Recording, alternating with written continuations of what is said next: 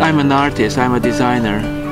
Most people who are artists work in museums or try to make it a success, create in studios something extraordinary, and then if they're lucky, somebody buys this thing and the object lives in a home of some wealthy individual or collector, or maybe in a museum.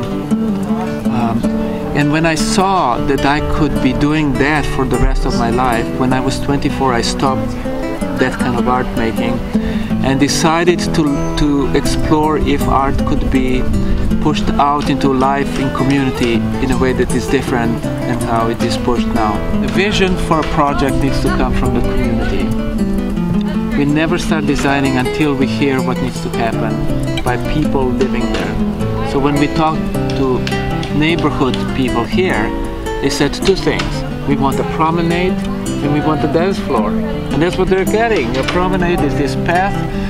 And we asked, so promenade, tell me, what is it? Oh, well, it's a trail. So how wide should the trail be? And they said, one woman said, it needs to be wide enough that two couples can cross each other and not needing to step off the path. So we measured that 8 feet, that's why the path is 8 feet wide. The women, especially in the neighborhood, wanted a place to walk, you know? So they said, how about a footpath that would go around the park? So we got the asphalt spoils from the city. They're, redoing all the roads in town. And they've rolled it once. They're going to do a little bit of oil over the top and roll over it again. So they have, it's exactly, the director of Parks and Rec measured it from the entryway at the gateway all the way around to the sign that says Washington Park. It's a quarter mile. So the ladies will know if they go around 4 times, they've walked their mile. We help them with expressing their ideas, hopefully beyond what they would be able to do. So we are kind of in a practice of servant leadership. You're in charge, we are here to serve your ideas, and but on one condition, we will not do it for you. What we find is that the beginning of the project, it's the kids who show up first. We call it the chainsaw effect. You start a chainsaw and the 12-year-old boys show up and wondering what's going on. So we design a lot of kids' projects into it so that they have something to do at the end of the day. And then after kids come, parents start to follow. And then we get a lot of repeat volunteers. We have incredible partners in commitment to community. So all volunteers that come from Walla Walla or from the neighborhood. It's because of the amazing work of Nancy and her team at Commitment to Community. They do a great job knocking on doors, spreading the word, making people feel comfortable and informed. Pomegranate Center couldn't do our work without partners like that. We have a whole roster of volunteers that are really interested in this kind of work, and we just let them know well in advance this is where we'll be, and they take vacation time to come and do things. Yo quiero desde ahorita pedir tiempo en mi trabajo porque quiero tener el más tiempo que se pueda para ayudar, ¿verdad? Ahorita ya no tenemos niños, ya tenemos un poco más de tiempo mi esposo y yo, y todavía tenemos energía, sí, un poco para de salud para ayudar, porque esto es maravilloso, esto que hace esta gente de convertir estos parques en esta cosa tan preciosa para la comunidad es lo máximo. Y yo, ¿por qué no ir y ayudar y en lo que sea? ¿Verdad? Uno, por ejemplo, la tierra o lo que sea. Ella pintó mucho en las banderas, ¿verdad? Sí, sí. Digo, mira, yo cocino, soy chef, lo que sí hago muy bueno es la comida, pero igual yo ahorita pinto y no importa, ¿no? Igual agarrar una pala y en donde sea, aquí machucándonos los dedos no le hace, haciendo lo que sea, porque esto lo pusieron ayer ahí donde estaba la música, espectacular, esos botecitos con un candilito adentro, muy bello, es muy artesanal, esto es hecho a pura mano, se ve precioso, es algo muy original. Lo bueno es que todos los niños están envueltos en esto, ¿verdad? Para que aprecien, crezcan apreciando lo que es el arte y el voluntariado, ¿no? De ayudar. compartir, eso es bueno, enseñarles a los niños.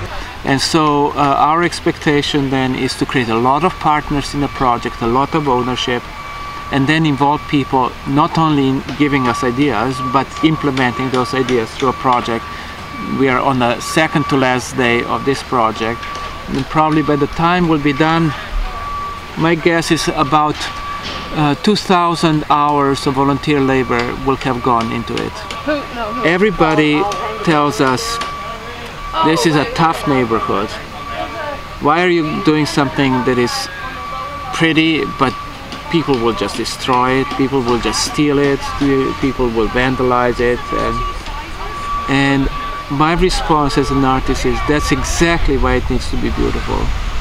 It needs to be more beautiful than just tossing something together, buying prefabricated columns somewhere from the catalog. And if we show that we are paying attention and taking care, maybe they will too. And if it's vandalized, I hope that somebody will say, stop it. This is my place. I want a better future. Stop doing that.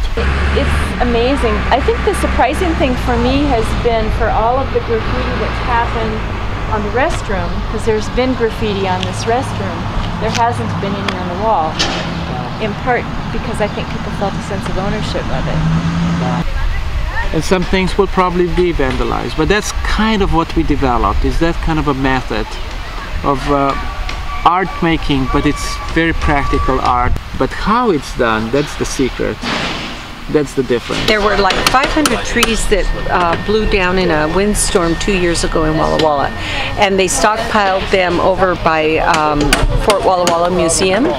And we know a fellow who works at Whitman. He's their arborist, and he has his own sawmill. So when Milenko said we'd like to put some nice wooden tables in the shelters, he said, well, let's go on over and look at those fallen trees. And they did, and Larry saw one that was, he said, this tree is in good shape, no rot, and it's walnut. Why don't we use this? Wow. And so he cut it to specification, and look what we got. It's outstanding. We believe that how a project is done is as important as what the project is.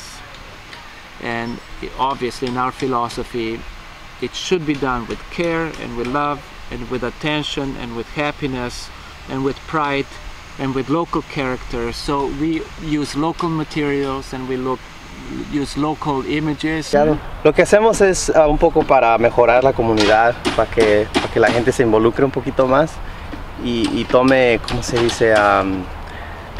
Ownership, que se sientan que ellos fueron parte del proceso. Todos lo pueden hacer, nomás es, muchas veces uno no se esfuerza o uno no quiere, porque dice después me van a tener pintando, después van a decir que él ponga el cemento, que él haga esto. Porque muchas veces uno prefiere y dice, mejor no saber nada. Pero todos pueden hacer esto, es simple. I am a staff person at Pomegranate Center, so I've been working there 4 years. We have public space rangers from Seattle that are architects, engineers, landscape architects, fabricators, artists. So we have a lot of very committed, very talented volunteers that make these projects possible. The great thing about this work is that it's hard. You work hard as a dog, but everyone does it with a smile on their face. Hard and glorious work.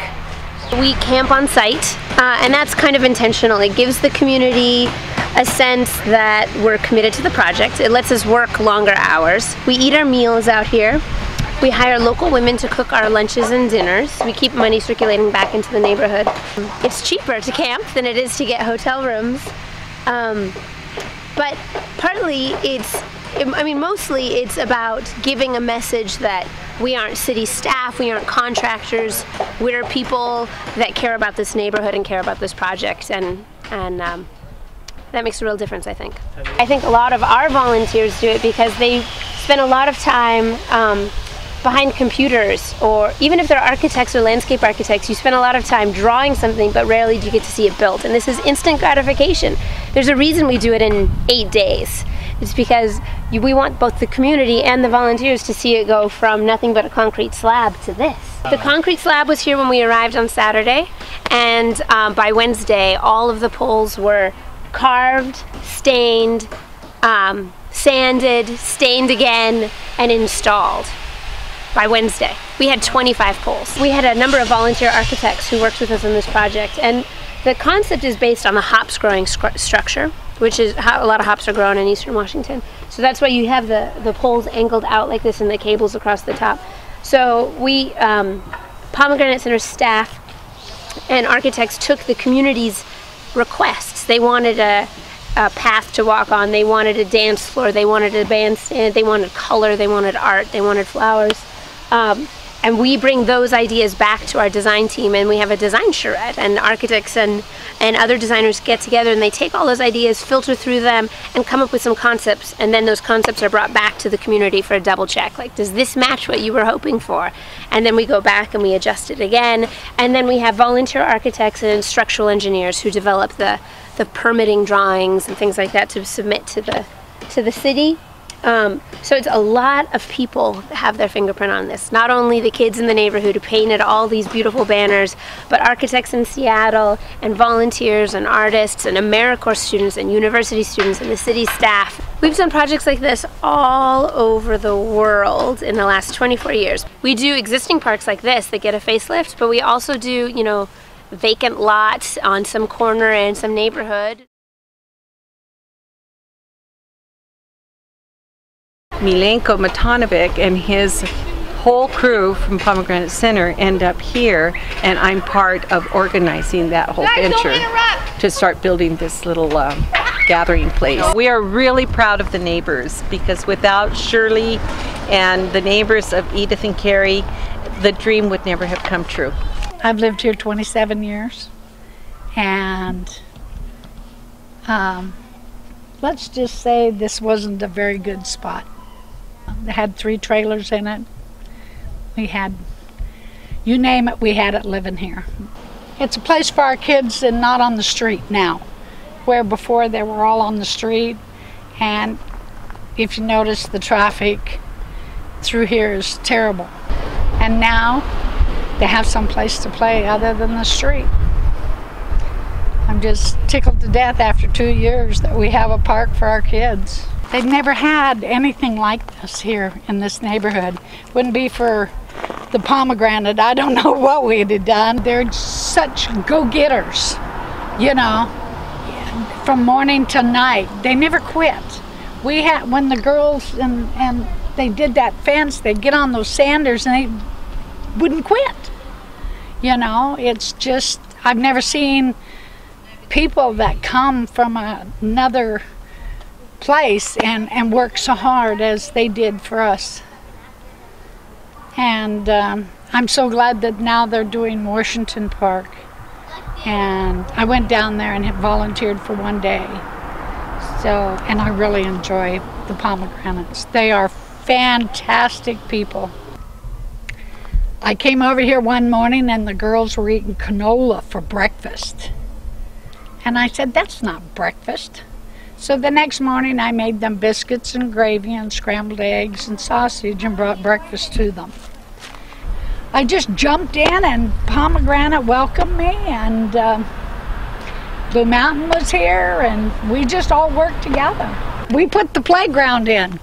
We had 3 men come and they dug the holes for that slide, and Terry dug the hole for that, and us women did the rest. I've worked every day with Julie, and my husband come over and he wheelbarrowed, and a couple of the neighbors around the corner. Some mornings we were here at 8 o'clock and worked until 7 o'clock at night. Didn't care either. Okay, that's enough.